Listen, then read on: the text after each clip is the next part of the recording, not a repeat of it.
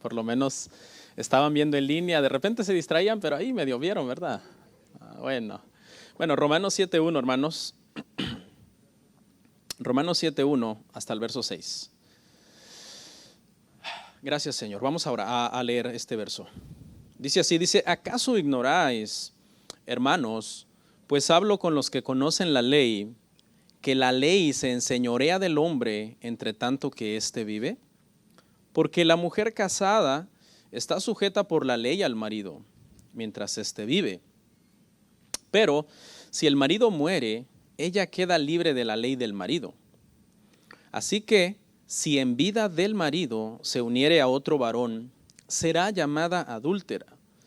Pero si su marido muriere, es libre de esa ley. De tal manera que si se uniere a otro marido, no será adúltera.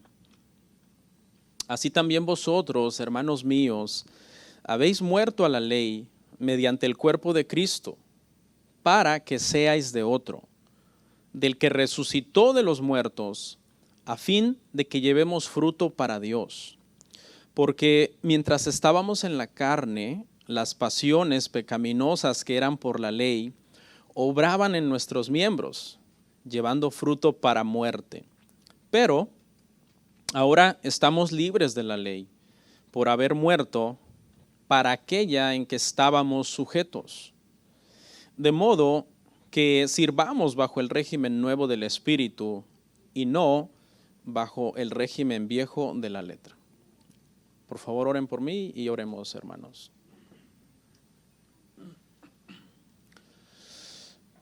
Padre, en este momento yo no voy a predicar mi palabra. Yo no voy a predicar mis pensamientos. Yo no voy a predicar mis ideas personales, Padre. Yo voy a predicar tu palabra, inspirada por tu Santo Espíritu y dada para nuestro beneficio. Tu palabra es buena porque así lo enseña tu palabra. Tú no mientes, Señor.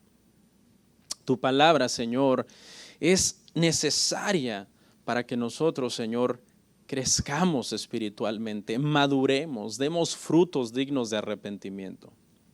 Este sermón, Señor, yo ya hice mi parte. Ya de aquí en adelante solamente me arrojo en tus manos, rogándote que me ayudes, para que sea entregado de una forma sana, de una forma, Señor, bíblica, de una forma correcta. Ayúdame a interpretar correctamente las Escrituras. En tu palabra, el apóstol Pablo le dijo a Timoteo, preséntate a Dios aprobado, como obrero que no tiene de qué avergonzarse, que traza bien la palabra de verdad. Te pido, Señor, que esas palabras en este momento sean aplicadas a mi vida y yo pueda ser, Señor, íntegro al enseñar las Escrituras.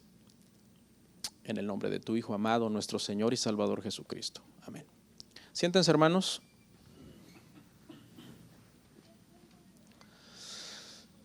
Gloria a Dios, hermanos. Continuamos con Romanos, nuestra serie en curso. Y el día de hoy, por la gracia del Señor, hermanos, todavía seguimos y llegamos al al tema 18. ¿Okay? Romanos, parte 18 es el título de nuestro tema el día de hoy. Quiero, hermanos, antes de comenzar a entrar a nuestro texto, a hacer un llamado a que todos, hermanos, analicemos nuestra vida espiritual.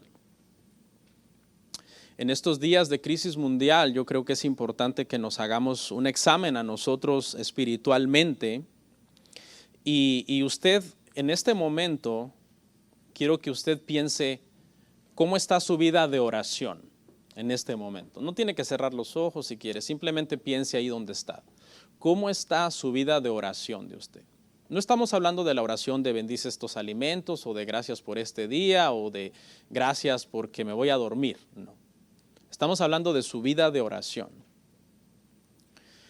Cuando usted se arrodilla, ya sea a solas o con su pareja, y se arrodillan, se toman de las manos y oran. Y oran en primer lugar dándole gracias al Señor, adorándolo, luego oran por su familia, luego oran por la iglesia, luego oran por el resto del mundo, por todo lo que está pasando. Eso es lo que yo quiero ese tipo de oración es la que yo quisiera ver cómo está en usted. Otra cosa también le hago un llamado para ver cómo está su lectura de la palabra. No sé, usted sabe las respuestas de estas preguntas. ¿Cómo está su vida de lectura? Si yo le dijera ahorita, ¿qué libros de la Biblia está leyendo? ¿En qué parte de la Biblia está? ¿En qué parte va? Empecé en enero aquí, voy allá. Y quiero que se responda a usted, hermano, sinceramente. Porque estoy haciendo estas preguntas, hermano, porque si el Señor lo permite, vamos a ir volviendo poco a poco a la normalidad. Y muchas veces, hermano, la gente depende muchísimo prácticamente de congregarse religiosamente, o de lo que diga el pastor, o de lo que el pastor enseñe, o de lo que el pastor aconseje. Pero muchas veces, si somos sinceros, hay personas que no tienen una relación con Dios personal. Personalmente con Dios no hay relación. Es más como una costumbre de ir a la iglesia. Entonces vamos a volver a la iglesia, hermano, pero con la ayuda del Señor, ¿verdad? Y primeramente Dios que así sea. Pero ¿cómo está tu vida espiritual? ¿Sabe que esta pandemia, hermano, va a sacar a luz cosas del corazón de las personas? Va a sacar a luz lo que hay en el corazón de la gente, esta pandemia. Algunos, hermano, van a volver con más ahínco y amor por Dios cuando esto pase. De hecho, va a haber personas que cuando esto pase van a volver a congregarse, que dejaron quizás 1 año, 2 años de congregarse. Va a haber personas que van a volver con esa convicción, quizás no a esta iglesia específicamente, pero a otra iglesia, porque la iglesia de Cristo es una. ¿Ok? Quizás aquí no, quizás sí, quizás ahora que todo vuelve a la normalidad, vamos a ver algunas familias que hace años no veíamos y que dijeron, no, pues ahora que todo volvió a la normalidad, hemos decidido volver a congregarnos. Pero también sabe qué va a haber. Esta pandemia va a sacar a luz lo que hay en el corazón de gente que estaba viniendo y que ya no va a venir. Que estaban viniendo simplemente, hermano, porque era una rutina dominical. Pero como ahorita se les acabó su rutina dominical, entonces ya, hasta ahí llegó. Porque igual como uno se acostumbra a congregarse, igual uno se puede acostumbrar a no congregarse.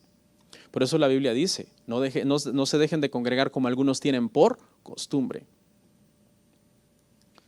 Entonces, hermanos, yo le hago un llamado a la iglesia a discernir. Por ejemplo, cuando las iglesias vayan reabriendo, si así se permite, por las cuestiones de salubridad y gubernamentales, yo le hago un llamamiento a los hermanos a discernir entre, ok, no me voy a congregar por prudencia o no me voy a congregar por miedo. Porque son dos cosas diferentes, ¿verdad? Dejarse de congregar por prudencia es sabiduría. Dejarse de congregar por miedo es necedad. Porque entonces, ¿qué cristianismo estás profesando? ¿En qué Dios crees? ¿En qué fe es la que supuestamente tú estás practicando? Entonces yo le quiero hacer un llamado a eso a las personas en estos momentos, porque hay personas, hermano, que simplemente se van a dejar de congregar por miedo. Ya no es que soy prudente, lo estoy haciendo por prudencia. No es que la línea entre prudencia y miedo es tan delgada que si no disiernes eso, ¿y eso en qué le afecta a la gente? Bueno, a la gente le puede afectar espiritualmente. ¿Por qué? Porque congregarnos, hermanos, es un medio de gracia para nuestra santificación. Entonces, les pido por favor a los que nos están viendo conectados ahí que disciernan. ¿Qué estoy siendo? ¿Estoy siendo prudente porque no me quiero enfermar? ¿O la verdad es que estoy aterrado? Tengo un miedo terrible. Porque eso ya no es de Dios. Eso ya no viene de parte de Dios. Eso ya viene de una falta de fe, de una falta de madurez, de una falta de oración, de una falta de lectura de la palabra. Muchos sabemos intelectualmente que Dios es soberano, intelectualmente nos conocemos esa doctrina de pe a pa, como decimos, pero en el corazón no está esa doctrina. Porque si estuviera, entonces, hermano, no habría tanto cristiano aterrado, hermano. Espero no ser malinterpretado, pero ahora sí entremos en materia. Ok. Romanos es considerado, hermanos, el evangelio de Pablo. Ese es uno de los nombres que le podríamos dar.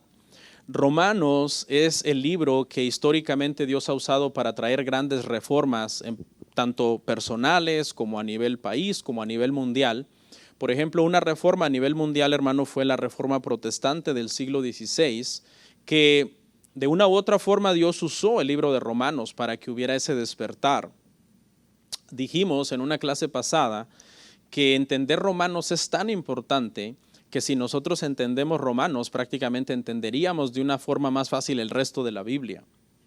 A ese nivel de importancia, hermanos, está este libro de Romanos. Mi oración entonces durante toda esta serie de Romanos es que el Señor use esta serie, esta exposición que estamos haciendo de Romanos para eso, para que vuelva a surgir en algunas personas esa hambre, ese deseo por Dios.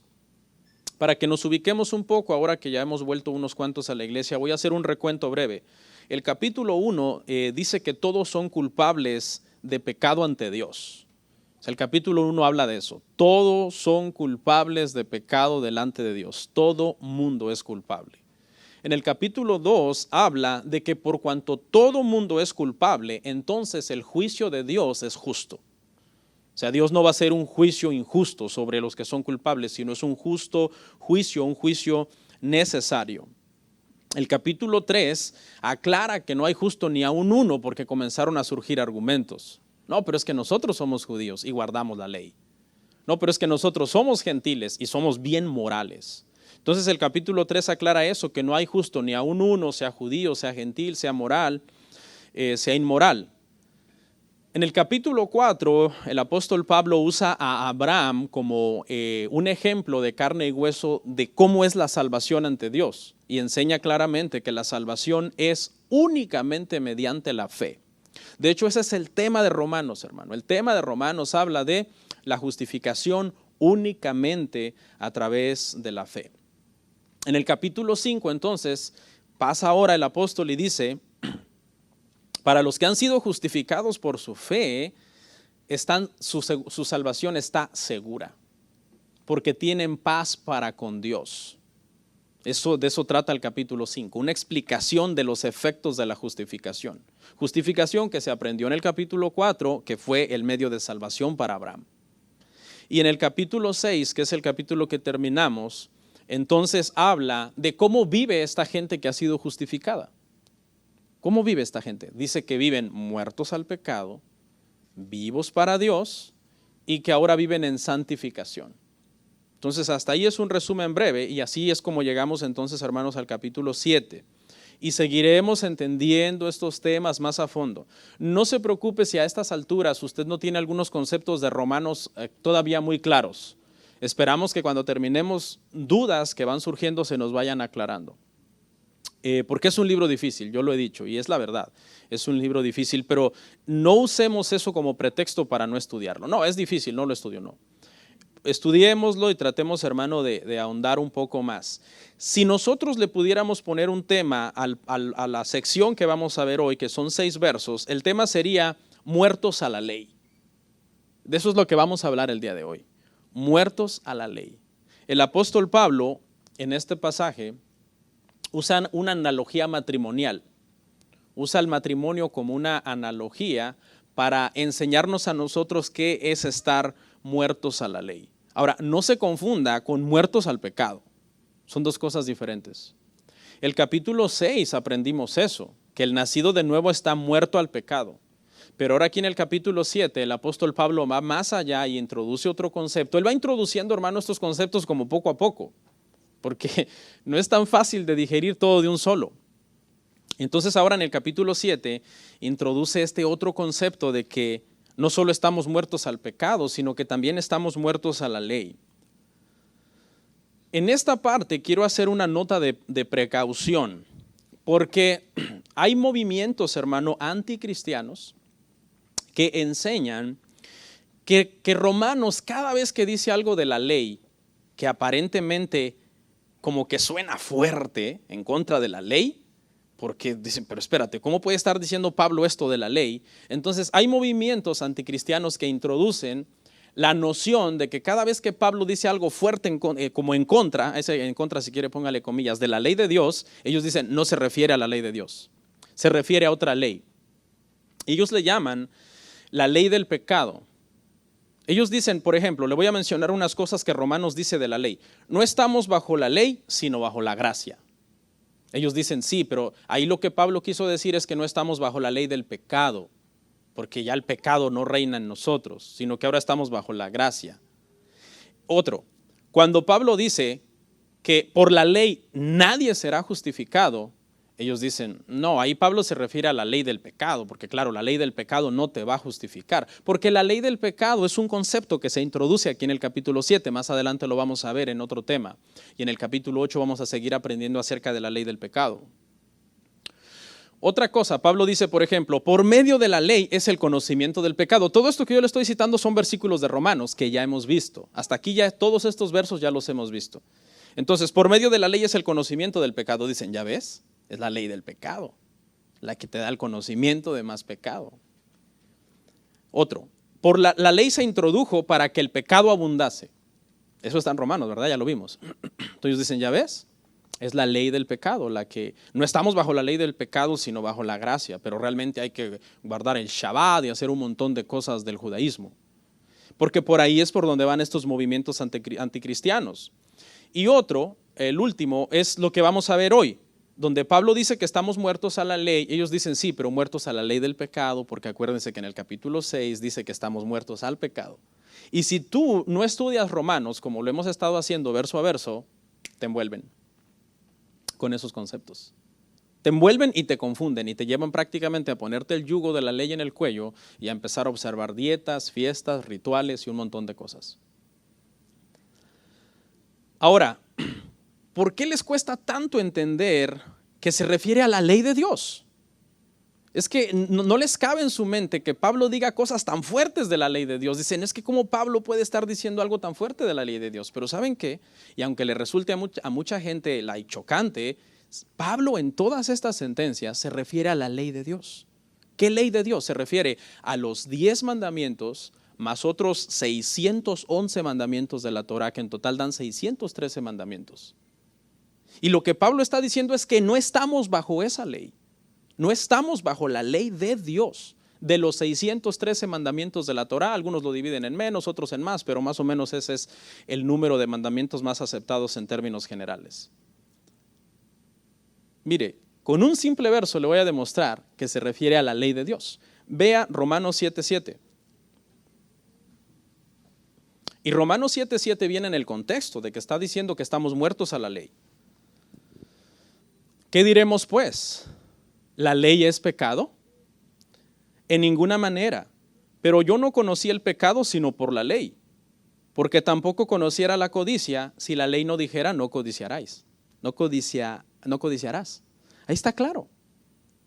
Dice, ahí hubiera sido la oportunidad para el apóstol Pablo de aclarar. Cuando dice, ¿qué pues diremos? ¿La ley es pecado? Hubiera dicho, sí, he estado hablando de la ley del pecado, que no estamos bajo la ley del pecado. ¿Qué es la ley del pecado? La que da el conocimiento del pecado, que estamos muertos a la ley del pecado. Pero él dice, en ninguna manera, responde él. En ninguna manera, pero yo no conocí el pecado sino por la ley. Entonces sería como un pleonasmo, está repitiendo que por la ley del pecado es el conocimiento del pecado. Y la realidad es que él dice, porque tampoco conociera la codicia, si la ley, ¿qué ley? ¿La ley del pecado dice no codiciarás? No, no es la ley del pecado, es la ley de Dios, la que dice no codiciarás. Ahora, este concepto yo lo voy a dejar aquí porque este verso 7 no es de esta clase, es de la que sigue, es del sermón que sigue. Pero nada más lo quise traer para derribar todos esos argumentos de que cuando Pablo dice algo fuerte en contra de la ley de Dios, la Torá dada a Moisés, que entendamos que se refiere a la ley de Dios y no a la ley del pecado como estas sectas pretenden torcer el entendimiento de estos libros. ¿Por qué a la gente le cuesta tanto entender que Pablo diga cosas tan duras, hermano, acerca de la ley de Dios? Bueno, una razón podría ser, hermano, porque el Antiguo Testamento elogia demasiado la ley. O sea, la ley de Dios es elogiada mucho por Dios mismo, hermanos, en la palabra. Pero eso no significa que la ley de Dios fue dada para salvar, porque eso ya lo aprendimos. La ley de Dios en ningún momento fue la intención de Dios que salvara a las personas. Entonces, cuando Pablo pone la ley de Dios en el contexto en que Dios verdaderamente lo dio, la gente se enoja. porque mucha gente llegó a entender prácticamente que la salvación venía por la observancia de la ley, la observancia fiel a todo lo que la ley manda y la dedicación prácticamente legalista que vimos en uno de los temas que hablamos de legalismo, de tratar de cumplir esas leyes. ¿Pero la ley de Dios es buena? Claro, el apóstol Pablo más adelante lo aclara. La ley de Dios es buena, es santa, porque cumple el propósito para el que Dios lo dio. No lo dio para salvación, no la dio para salvación, pero cumple su propósito, y su propósito es revelar el carácter santo de Dios. La ley nos dice que Dios es santo. Su propósito es restringir el pecado, ¿sí? Restringir el pecado. Eso hace que la gente se detenga un poco. A los cristianos o a las personas que se convierten, la ley le dice: tú eres un pecador y tú necesitas un salvador, porque tú estás perdido prácticamente ante Dios. Entonces es buena. El Salmo 119, por ejemplo, hermanos, es un elogio constante a la ley y utiliza diferentes sinónimos para referirse a ella, elogiándola, los mandamientos, los preceptos, los estatutos, los decretos, porque quiere asegurarse el autor de este salmo que toda la ley de Dios sea tenida como lo que es, buena. El problema es entender que guardándola va la persona a obtener la salvación. Por ejemplo, hombres tan grandes como Moisés amaron la ley de Dios. Moisés dijo que una de sus funciones principales como profeta era declarar la ley de Dios. Eso lo puede ver usted en Éxodo 18:6 en casa. Isaías dijo que el Señor se placía en magnificar su ley. Eso lo puede ver en su casa en Isaías 42:21. David dijo en el Salmo 19:7 que la ley del Señor es perfecta. ¿Ok? Pablo en ningún momento contradice estas cosas al hablar de que no estamos bajo la ley, que estamos muertos a la ley, que por la ley es el conocimiento del pecado, porque Pablo lo único que está enseñando es el propósito para el que Dios dio, hermanos, la ley, el último mandamiento del Antiguo Testamento, el último mandamiento. Acuérdense que dijimos que hay 613, ¿no? Según rabinos, porque unos rabinos de una escuela lo dividen en cierto número, otros en otro. El último es un recordatorio a no olvidar la ley. Eso lo puede usted ver en su casa en Malaquías 4:4.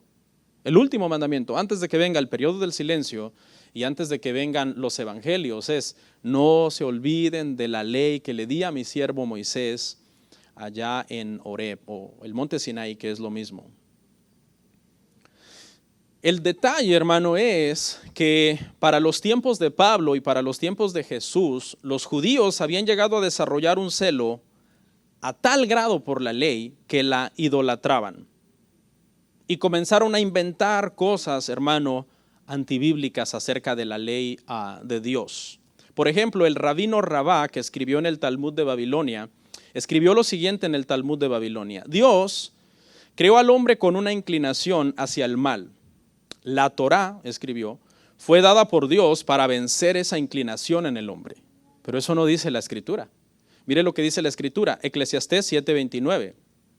He aquí, solamente esto he hallado, que Dios hizo al hombre recto, pero ellos buscaron muchas perversiones. El rabino Rabá, que escribió en el Talmud de Babilonia, da a entender que en la ley de Dios fue como la cura para el pecado, como para reformar al pecador.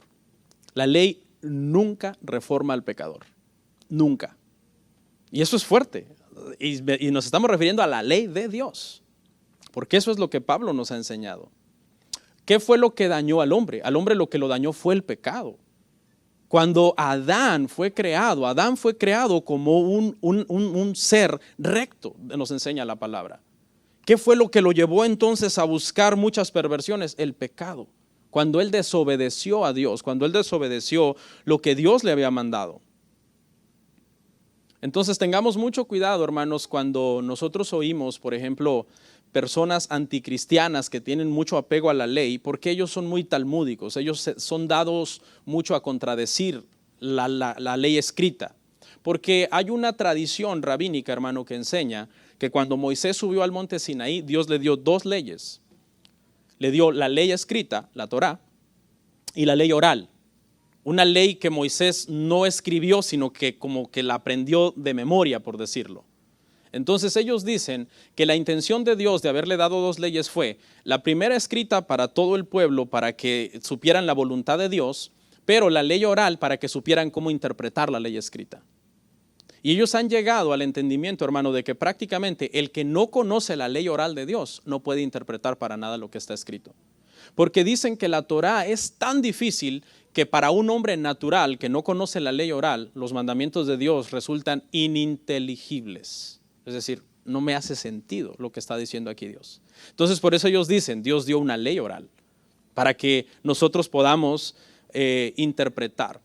Y son tan celosos, hermano, de la ley oral, son volúmenes y volúmenes el Targum, de la Mishnah, del Midrash, del Talmud de Babilonia, del Talmud de Palestina, y miles y miles y miles de libros que la corriente rabínica judía tiene que poder leer primero o entender primero para poder después entender la Biblia. Ellos dicen que los judíos rabínicos, los tradicionales, dicen que a ellos lo que los distingue de las demás religiones que usan la Biblia hebrea es la ley oral. Porque usted sabe que muchas religiones usan la Biblia hebrea. Por ejemplo, nosotros usamos la Biblia hebrea. ¿Cuál es la Biblia hebrea? El Antiguo Testamento. El Islam usa también la ley, usa también la Biblia hebrea en parte. Entonces ellos dicen, lo único que a nosotros nos diferencia de esas otras religiones que dicen tener apego a la Biblia hebrea es que nosotros tenemos la ley oral y ellos no la tienen. Y mientras no la tengan, los cristianos tienen sus interpretaciones erróneas. Están mal en lo que los cristianos enseñan. Para que puedan aprender, tendríamos que nosotros volverles a enseñar a los cristianos otra vez la Biblia, pero con una interpretación de una perspectiva hebrea, judía, o israelita. Usan esas palabras de forma intercambiada porque hay varios movimientos también entre ellos.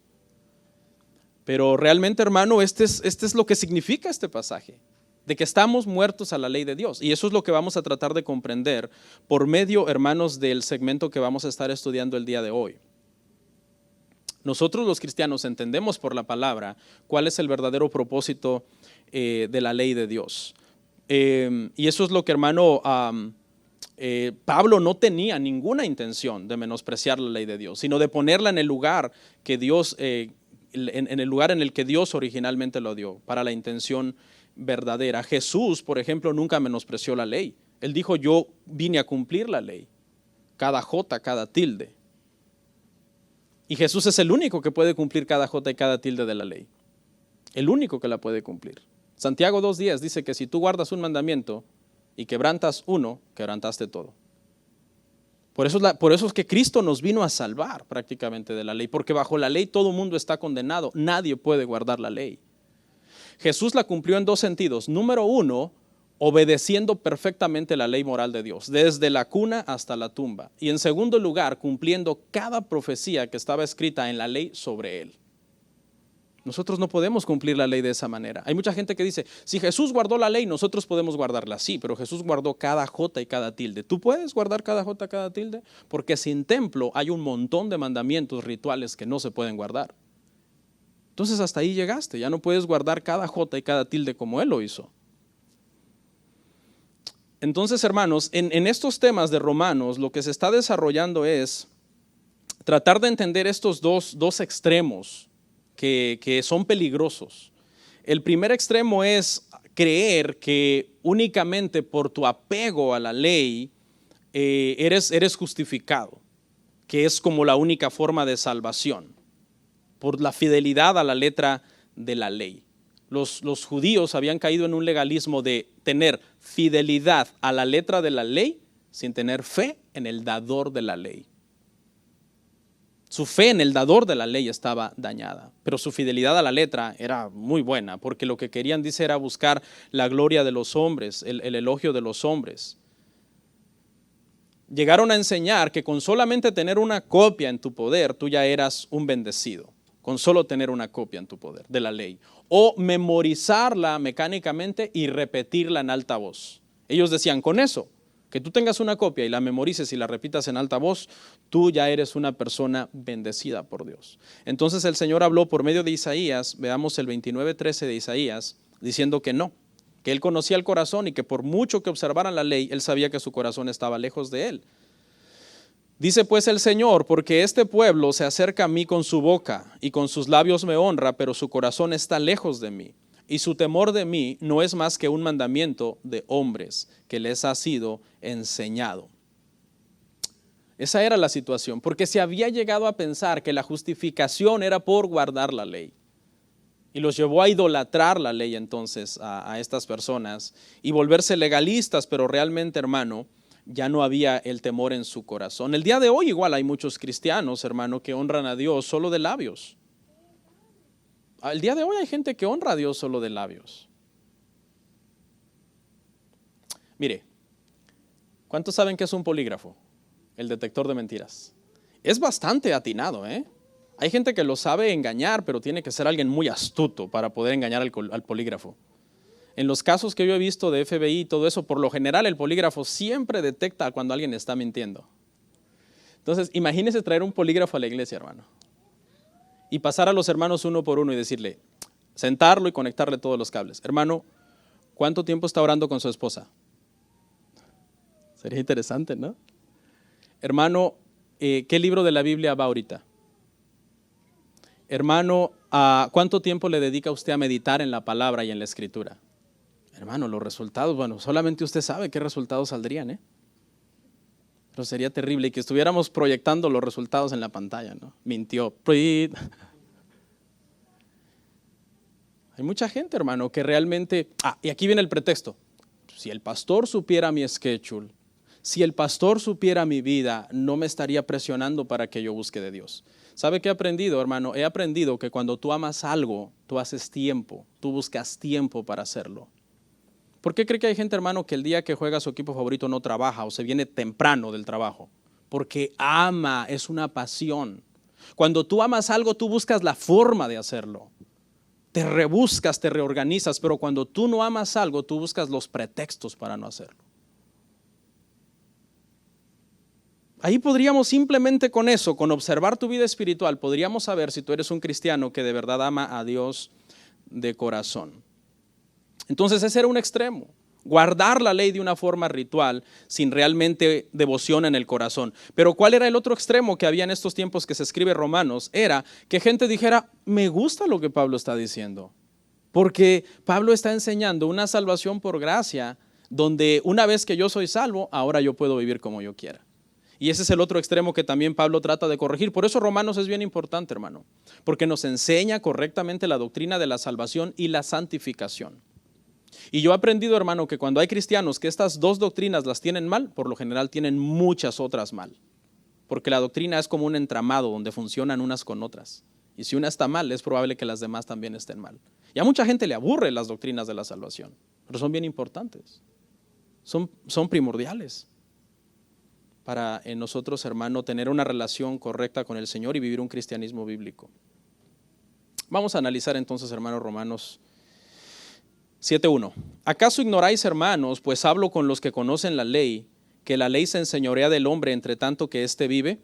¿Acaso ignoráis? Es una pregunta retórica, y lo que el apóstol Pablo trata de hacer es llamar la atención tanto de romanos como judíos, porque estaba como desafiando su intelecto, ¿no? ¿Acaso ignoráis? Oh, espérate, no, yo soy muy letrado. ¿Qué me estás tratando de decir que ignoro? A ver, explícame, a ver si lo ignoro. No.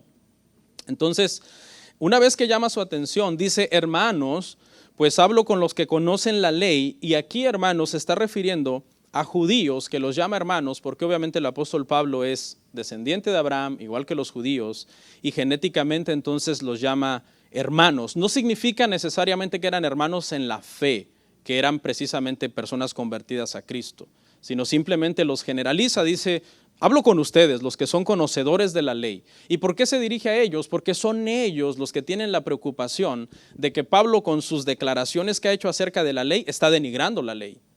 Entonces se refiere a ellos como diciendo, ok, les voy a dar una ilustración de la vida común y corriente para que ustedes entiendan un poco mejor qué quiero decir cuando digo que la ley es el conocimiento del pecado, que estamos muertos a la ley, que no estamos bajo la ley, sino bajo la gracia.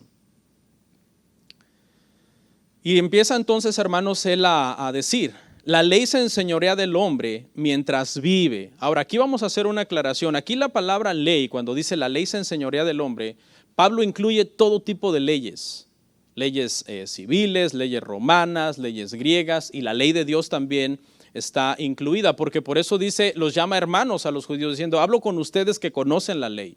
Y los conocedores de la ley eran conocedores de la ley en sí, porque eran conocedores de la ley de Moisés. No tanto porque fueran conocedores de la ley civil, que sí la conocían también.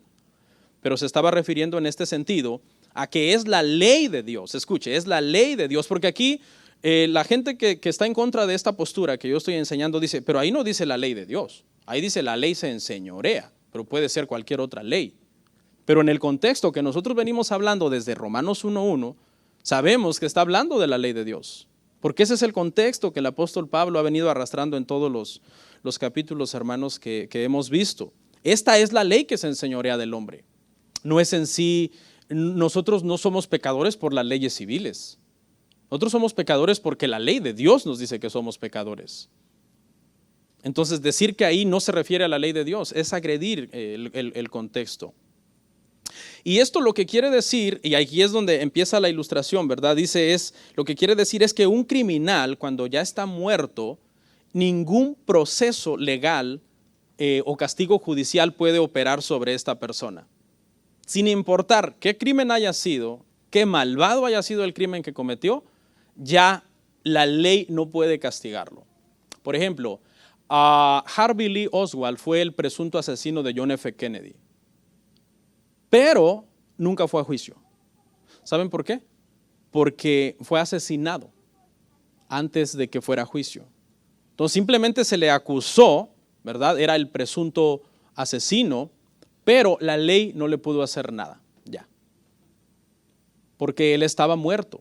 Y eso es lo que el apóstol quiere decir aquí. La ley se enseñorea del hombre mientras éste vive, pero una vez que muere, ya la ley no se enseñorea. Ahora, aquí el ejemplo que él está usando es de la ley corriente, de la ley civil, pero la ilustración va hacia la ley de Dios.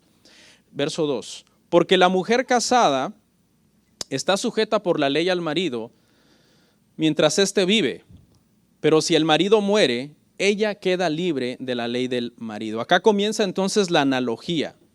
La analogía que él usa, hermanos, es la analogía del matrimonio. Este verso no es bueno que perdamos mucho tiempo y energía usándolo para hablar del matrimonio, para dar consejería matrimonial, para hablar del divorcio, para hablar de la viudez. Se podría, pero ese no es el propósito para que el Espíritu Santo lo dio. El propósito para que el Espíritu Santo dio este verso es simplemente para enseñar que ninguna ley se enseñorea de una persona cuando muere. Ese es el propósito de la ilustración. No es tanto como un verso que, vamos a usar este verso para dar consejería matrimonial. Su propósito es ese. Ya dice, ninguna ley se puede enseñorear de una persona cuando esta persona muere. Dice, la mujer está sujeta al marido mientras éste vive. Está sujeta pues por las leyes de Dios, pero también por las leyes del matrimonio, porque también hay leyes civiles, hermano, en la tierra. Estas leyes del matrimonio están en vigor durante todo el tiempo que ambos cónyuges están vivos. Cuando uno de los dos muere, esas leyes ya no aplican.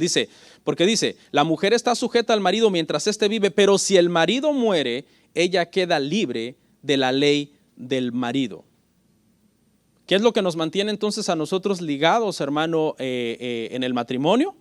Hasta cierto punto es que todavía estamos vivos, porque la intención de Dios es que el matrimonio sea hasta que la muerte nos separe, porque después de la muerte pues ya no hay matrimonio.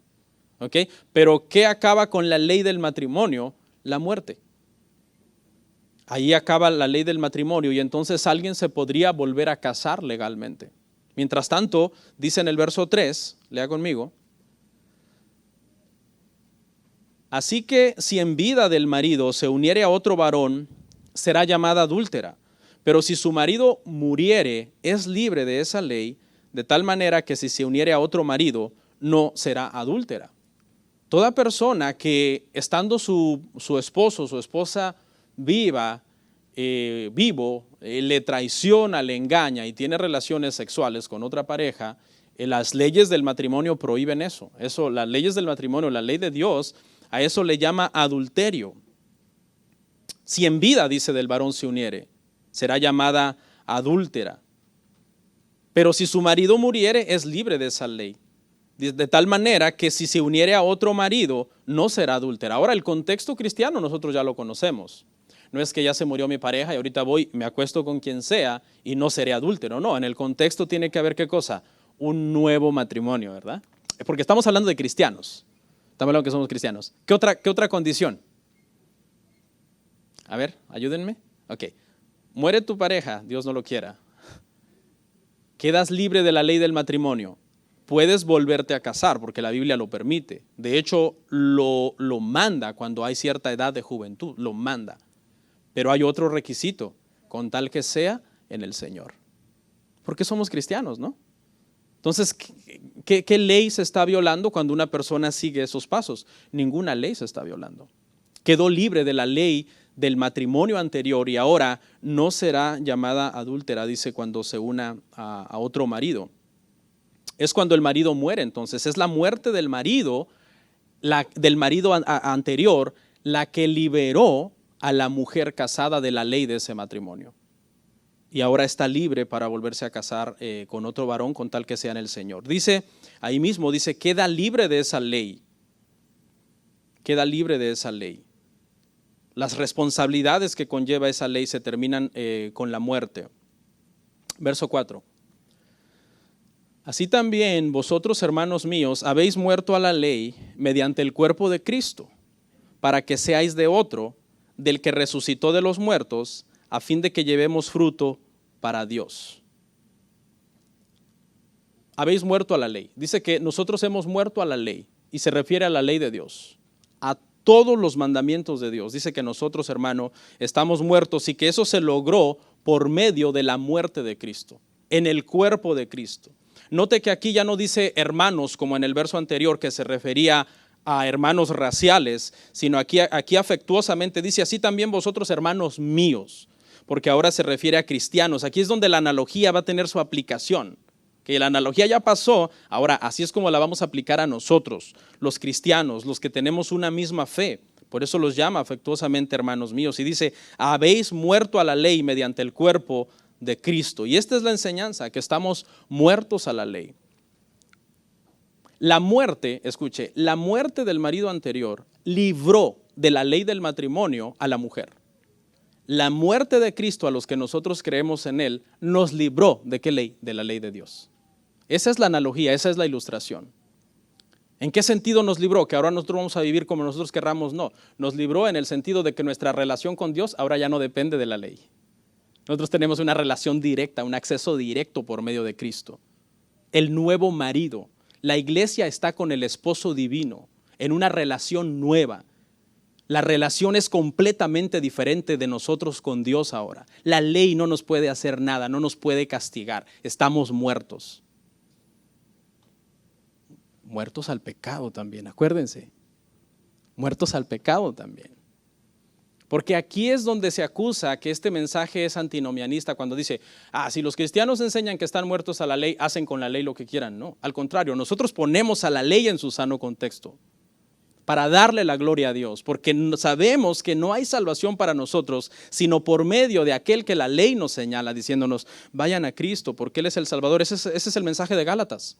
La ley fue nuestro ayo, nuestro cuidador. Por eso dije que uno de los propósitos de la ley es restringir el pecado, mientras había de venir el Señor. No hay ningún castigo, nuestra relación nueva, estamos en una nueva relación. La mujer, ¿cómo era la relación de la mujer con su primer marido? Pues era una relación de un tipo, ¿no? De cierto tipo. Cuando él muere, ¿usted cree que era una repetición, un clon de la relación anterior? Claro que no, es una relación nueva, es un nuevo matrimonio. Sería un error que la mujer quiera decirle a este marido, me gustaría que seas como el marido anterior. El marido nuevo se va a molestar, va a decir, bueno, pues yo no soy tu marido anterior. Yo soy un nuevo marido, estás en una nueva relación. Ese es el sano contexto de la analogía. Tratemos de no abusarla porque acuérdese, si usted se pusiera a buscarle defectos a la analogía, usted le puede encontrar, porque las analogías tienen sus limitaciones. Pero en sí eso es lo que el apóstol Pablo pretende enseñar. Dice que fue, hermanos, mediante el cuerpo de Cristo. ¿Por qué fue mediante el cuerpo de Cristo, hermano? Porque el cuerpo de Cristo fue dado en la cruz del Calvario. Y en la cruz del Calvario, cuando Él dijo, consumado es, cumplió toda la ley, cumplió todas las profecías que estaban escritas sobre Él. Perfectamente. Entonces, en la analogía, el marido que murió con su muerte libró a su esposa de la ley del matrimonio. ¿Ok? Así, al Cristo morir con su muerte, Él nos libró a nosotros del castigo de la ley de Dios, a todos los que estamos en Él. Nosotros ya no estamos bajo la ira de Dios, porque antes éramos hijos de ira, ahora ya no. Romanos 8:1, conforme avancemos, ¿qué dice? Ninguna condenación hay para ustedes, los que están en Cristo. La ley no nos puede hacer daño. Por eso nosotros no vivimos en esa constante zozobra, hermanos, de la ley. Porque nosotros estamos en una nueva relación con el marido divino, en una relación directa con Él. Mire lo que dice Efesios 5:24. Vamos a leer hasta el 27. Dice, así que como la iglesia está sujeta a Cristo, así también las casadas lo estén a sus maridos en todo. Maridos, amad a vuestras mujeres, así como Cristo amó a la iglesia y se entregó a sí mismo por ella, para santificarla, habiéndola purificado en el lavamiento del agua por la palabra, a fin de presentársela a sí mismo una iglesia gloriosa, que no tuviese mancha ni arruga, ni cosa semejante, sino que fuese santa y sin mancha. Este verso nosotros lo usamos muchas veces para hablar del matrimonio, y la verdad es que sí, porque en el contexto viene hablando en Efesios, habla de práctica. Práctica en la familia, práctica con los hijos, práctica con los amos, pero también dice cosas muy hermosas sobre la salvación. Porque de hecho, hermano, no sé, bueno, yo creo que ya lo saben, lo hemos dicho muchas veces, el matrimonio entre un hombre y una mujer, cuando Dios lo diseñó, Dios tenía en mente un prototipo. Y ese prototipo era la relación que Él tiene con sus hijos. Y enseña muchas cosas sobre la salvación. Prácticamente lo que enseña es que ahora nuestra relación es directa con Dios por medio de Cristo, porque Él murió por el creyente. ¿Qué le pudo reclamar la ley, hermanos, a Cristo en la cruz? Nada. Él la obedeció perfectamente y pagó un castigo que no merecía, llevando el pecado de aquellos que también íbamos a ser librados de la ley. Ahora, si Cristo es el esposo divino de la ley, ¿qué somos con Cristo? Uno somos con Cristo. Y si Cristo guardó la ley, nosotros somos contados entonces como justos, como si la hubiéramos guardado también. No sé si lo entiende. Porque ¿qué decimos muchas veces en el matrimonio? No, lo que le pase a mi esposa me duele a mí también porque somos una sola carne. Y eso es parte de la analogía también. Por eso dice en Romanos 7:4, en la parte final dice, para que seáis de otro del que resucitó de los muertos. Primero, mediante su muerte nos libró de la ley de Dios, y ahora dice, ya no sois de la ley de Dios, ahora ustedes son de otro, son de Cristo, son del que resucitó de entre los muertos, para llevar fruto para Dios, Y es ahora que verdaderamente, hermano, podemos dar fruto para Dios, porque antes lo único que dábamos era fruto para muerte. Todo lo que nosotros hacíamos que no provenía de una fe verdadera no agradaba a Dios. Porque todo lo que se hace sin la fe verdadera no agrada a Dios. Ahora sí podemos llevar fruto. Ahora sí estamos en capacidad nosotros de tener una relación mejor con Dios de forma directa y no precisamente de una forma ritual por medio de mandamientos. Le voy a decir algo, hermano, los mandamientos de Dios son buenos, pero el cristianismo no son en sí mandamientos. El cristianismo no es una serie de lista de reglas, de éticas, de moralidad. Eso no es el cristianismo. Mucha gente reduce el cristianismo a eso, a ética, a moralidad. Eso es parte de, pero el cristianismo en realidad es que ahora nosotros estamos en Dios, justificados con Dios, tenemos paz para con Dios. Y la moralidad es un resultado simplemente. Tenemos que dar fruto en actitud y en acción. La actitud es algo interno, la acción es algo externo. Pero primero empieza aquí con la actitud, lo que es interno, cuáles son las motivaciones de nuestro corazón para hacer algo. Cuando la motivación es correcta, la acción es agradable. Si la motivación no es correcta, la acción no rinde nada, ningún fruto realmente para los que no están en Cristo. Mire lo que dice Gálatas 5, 22, 23. Mas el fruto del Espíritu es amor, gozo, paz, paciencia, benignidad, bondad, fe, mansedumbre, templanza. Contra tales cosas no hay ley. Puras cosas, hermano, e internas. Porque dice que ahora nosotros Estamos dando el fruto del Espíritu. ¿Quién vive dentro de nosotros, hermano? El Espíritu Santo vive dentro de nosotros. ¿Okay? Ahora Dios está con nosotros, directamente Dios está en nosotros. Y contra tales cosas que son motivaciones correctas del corazón, no hay ley, porque la motivación es correcta. Cuando nosotros, hermano, vamos a suponer que usted se levanta un día, quebranta un mandamiento, porque todos los días estamos quebrantando mandamientos, todos los días estamos quebrantando mandamientos. Usted se arrodilla, usted derrama su corazón delante de Dios. ¿Le afectó realmente haber quebrantado ese mandamiento? No, en el sentido de que no afecta para nada su salvación, porque usted está justificado para con Dios. Ahora, ¿puede producir un daño a su vida espiritual romper los mandamientos de Dios? Claro, porque fueron dados para nuestra santificación y para que demos fruto. Verso 5, Romanos verso 5, 7:5. Dice, porque mientras estábamos en la carne, las pasiones pecaminosas que eran por la ley obraban en nuestros miembros, llevando fruto para muerte. Ahora nosotros, como estamos en el Espíritu, llevamos fruto para con Dios. Pero aquí el apóstol Pablo lo que hace es poner un ejemplo de cómo eran las cosas antes de que nosotros naciéramos de nuevo. De eso trata el verso 5. Un ejemplo, dice, mientras estábamos en la carne. Y aquí prácticamente el término carne puede referir a varias cosas, ¿no? En la Biblia, pero ahorita voy a explicar a qué se refiere acá.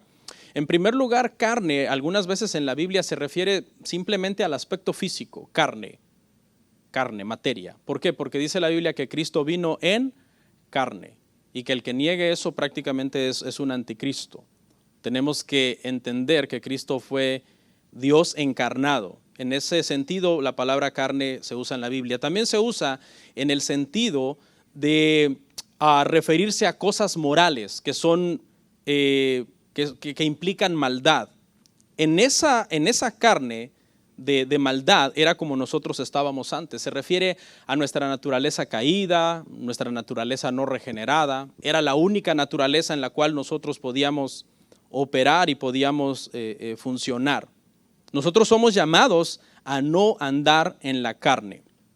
Hay una doctrina por ahí que un día vamos a corregir cuando tengamos tiempo, porque aquí no es exactamente el libro, eso está en Corintios que habla de eso, que es el cristiano espiritual y el cristiano carnal. Como que el cristiano a veces anda en el espíritu, a veces anda en la carne. Y eso es un error de interpretación. El cristiano nacido de nuevo nunca más puede estar en la carne. Ahorita lo explico por qué. Porque dice que antes estábamos en la carne, antes no éramos cristianos, estábamos en la carne. Entonces, lo que pasa es que algunas veces una persona puede actuar como actuaba antes de ser nacido de nuevo. Pero eso no quiere decir que está en la carne, está teniendo algunas acciones, algunas actitudes que no son dignas de un cristiano. Por eso Pablo a los Corintios le dice, no les pude hablar como a espirituales, sino como carnales porque sois niños. Pero un cristiano no puede estar en sí en la carne. Teológicamente hablando, hermano, no hay cristianos carnales y cristianos espirituales. Todo el que es cristiano es espiritual por ley, porque ¿quién vive dentro de él? El Espíritu Santo. Pero a veces tiene acciones y actitudes que son las de antes. Y eso es lo que el apóstol Pablo quiere decir. En un futuro vamos a ahondar más en eso, pero el apóstol Pablo lo que está diciendo aquí, pero mientras estábamos en la carne, en otras palabras, antes de ser nosotros cristianos, estábamos en la carne. Dice, las pasiones pecaminosas que eran por la ley. Ahora, aquí, hermano, dice que prácticamente nosotros vivíamos en pasiones pecaminosas. Habla de impulsos que se generaban en nosotros. Y dijimos en el tema pasado que un pecado llama a otro y hay un apetito prácticamente insaciable por más pecado. Pero aquí dice algo bien interesante el apóstol Pablo, hermano, y dice que estas pasiones pecaminosas eran por la ley. Por la ley. Y esto es lo que mucha gente dice, no, es que no puede ser la ley de Dios. ¿Cómo es posible que algo tan santo o algo tan puro estimule las pasiones pecaminosas en los miembros?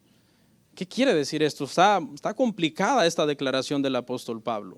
Y lo que quiere decir prácticamente es, escuche, que cuando la ley de Dios le dice a un no regenerado lo que no tiene que hacer, la persona al ser no regenerada y no tener vida en el espíritu, querrá hacerlo.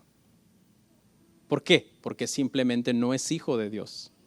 ¿De dónde quiere usted que agarre fuerzas para decir no voy a hacer lo que la ley me está prohibiendo? Si no es regenerado, si su mente dice que está entenebrecida, dice la Biblia, que tiene una venda en los ojos, que es un hijo prácticamente de ira.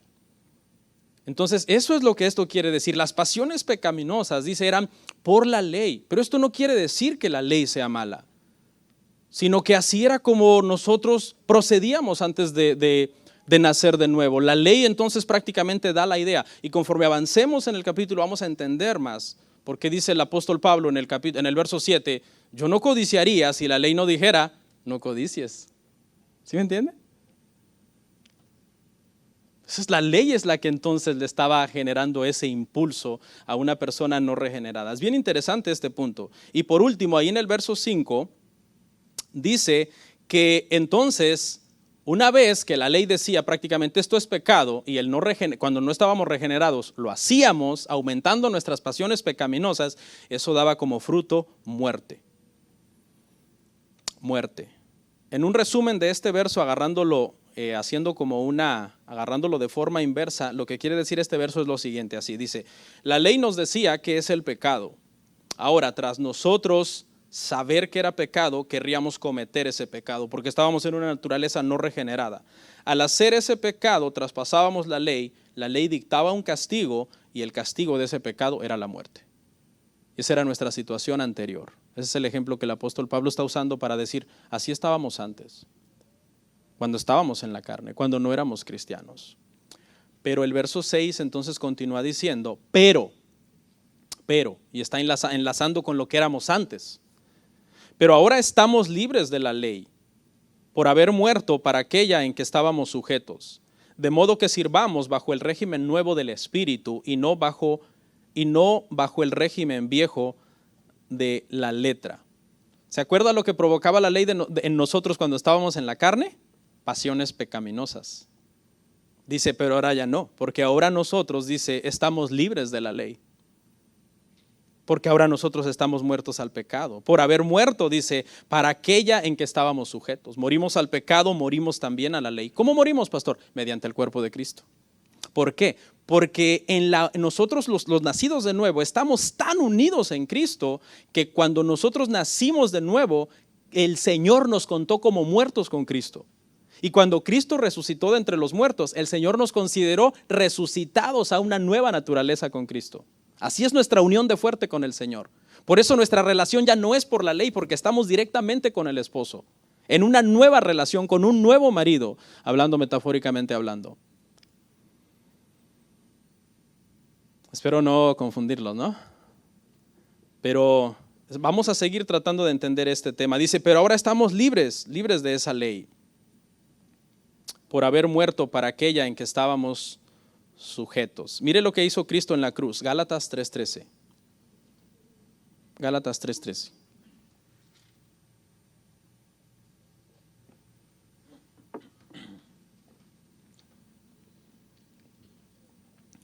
Dice, Cristo nos redimió de la maldición de la ley, hecho por nosotros maldición, porque está escrito, maldito todo el que es colgado en un madero.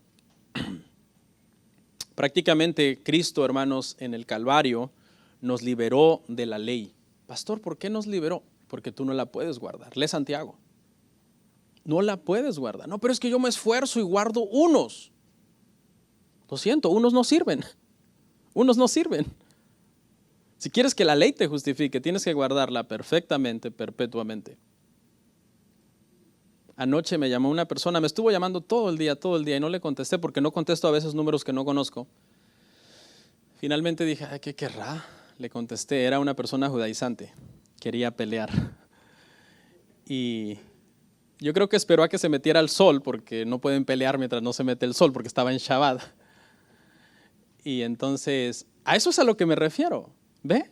O sea, guardó el Shabbat porque me restregó el Shabbat en la cara. Guardó el Shabbat, pero en cuanto se metió el sol, vamos a pelear. ¿Sí ve? O sea, es la actitud entonces del corazón. ¿De qué le sirvió estar metido ayer todo el día ahí haciendo reverencia ante una pared? Si realmente el corazón no tiene una relación directa con Dios. Lo puse en speaker, mi esposa oyó toda la conversación. Y Y es tremendo, hermano, pero eso es estar bajo el régimen antiguo, el régimen de la letra, el apego a la letra, el legalismo, el fariseísmo. Yo guardo más que tú. Y esta gente tiene un sentido de su propia justicia. ¿Por qué son tan orgullosos? Porque tienen un sentido de su propia justicia. Yo lo logré, yo lo guardo, yo guardo más que tú. Entonces, lo llevé a Santiago 2:10, creo que nunca lo había leído porque le costó encontrar Santiago. Me dijo, ¿dónde está? Le dije, vete al libro y velo buscando. Y le dije que leyera 2:10 y 11. Y obviamente le dije, porque me empezó a decir, tú enseñas esto, tú enseñas esto. Pero le digo, pero tú eres un transgresor de la ley. Tú eres un pecador. Tú estás perdido ante Dios. Aquí está, léelo. Y él mismo lo leyó. No dijo ningún argumento, no pudo refutar Santiago 2:10 y 11. No se puede refutar. Así es de importante lo que vino a hacer Cristo por nosotros. Hermano, mire, ¿sabe? Voy a comentar algún extracto de un sermón que oí porque creo que viene muy a modo. ¿Usted sabe quién es el peor enemigo del ser humano? No son los judaizantes, no. Que como está bien ese contexto, a lo mejor se confunden. Mire, el peor enemigo del ser humano, hermano, no es el coronavirus, no es una persona, no es el diablo. ¿Sabe quién es el peor enemigo de un ser humano? Es Dios. Pastor, eso es una herejía. Dios, con su ley santa y pura que demanda justicia, es el peor enemigo de toda persona no regenerada.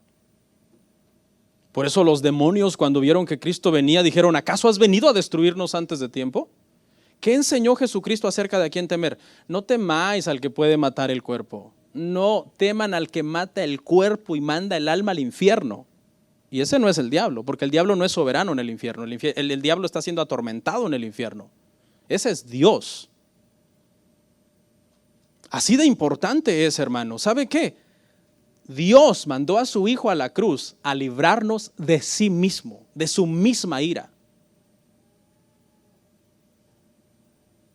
Ese es Dios, un Dios santo, hermano.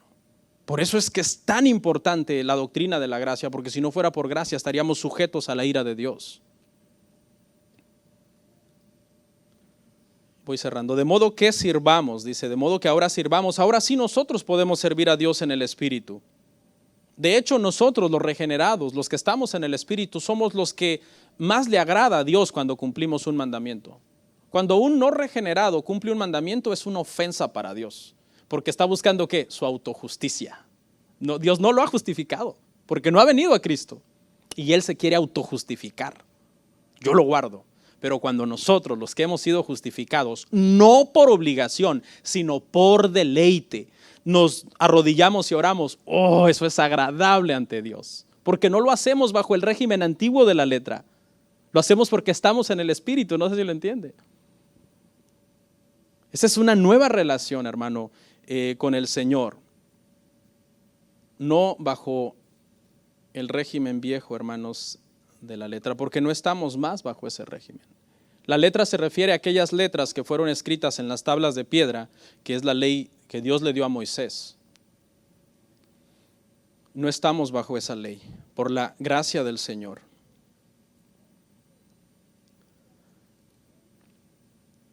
Así que, hermanos, quiero hacer un resumen de este capítulo, porque este capítulo es un poco enredado. Entonces, quiero hacer un resumen y con esto vamos a terminar. En este pasaje aprendemos que el cristiano está muerto para la ley. Eso es claro. Si usted va a llevarse algo, ¿qué aprendiste hoy? Aprendí que el cristiano está muerto para la ley. ¿Qué significa eso? Pues no entendí mucho, pero por lo menos el concepto lo entendí. Estoy muerto a la ley mediante el cuerpo de Cristo. Ok. ¿Qué quiere decir eso? Quiere decir que la ley no nos puede castigar porque la ley no puede castigar a un muerto. 2. De la misma manera que al morir el esposo de la mujer, ella queda libre de la ley del matrimonio anterior, al morir Cristo, libra de la ley de Dios, escuche, a aquellos que en Él creen. Él nos vino a librar prácticamente, porque en la ley de Dios se va a desatar toda su ira sobre el que no sea justificado por la fe. De la forma que la mujer está libre de la ley del matrimonio por la muerte de su anterior marido, no peca al casarse con otro marido y tiene una nueva relación con el nuevo marido, el cristiano ahora tiene una nueva relación con Dios. por medio no de la ley, sino directamente por medio de Cristo. Por medio de Cristo. Si hay cosas que no le quedaron claras de este tema, no se preocupe, vamos a seguir aprendiendo más de este tema. El tema muerto a la ley continúa profundizando más en el verso 7 hasta el final del capítulo 7 y en el capítulo 8 también. Entonces en el capítulo 8 ya nos aclara, ok, ¿qué es estar entonces en el Espíritu? Vamos a orar.